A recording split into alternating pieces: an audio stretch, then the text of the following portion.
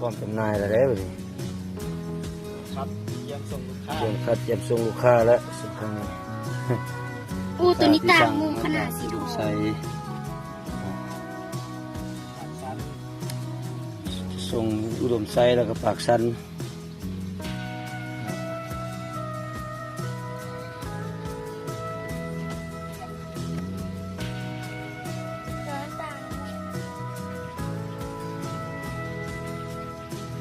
ตัวอีก2-3 มื้อนี่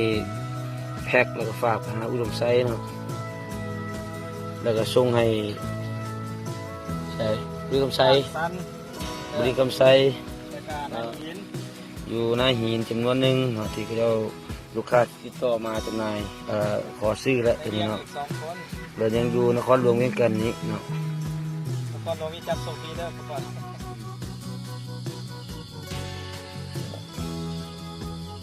มาเห็นเราตุ๊กมันก็ดีสังคมมันส้นเลยนะมาสู้มันบ่ค่อยสู้แสงนี่ก็ตุ๊กมันเล่นเป็นสังคมเลยแดนเลย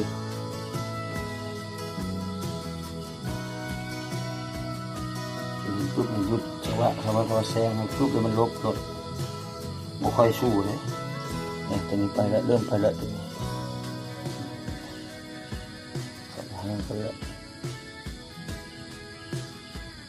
ตัวนี้ครับผม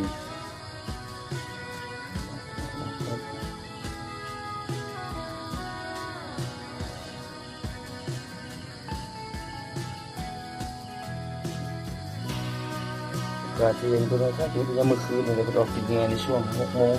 7 โมงแรงมาแต่ว่าเดือนกำลังเห็นแล้วเว้นนี่ให้ง่ายซอกง่ายไม่เว้นส่วนบัดเขาในท่อเขาในกล้องยิงจี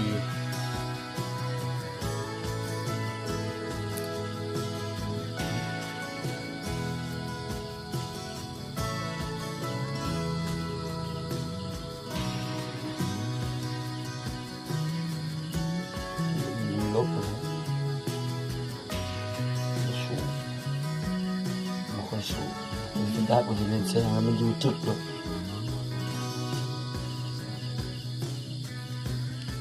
เป็นไงถึงแล้วปุ๊บถอยเลย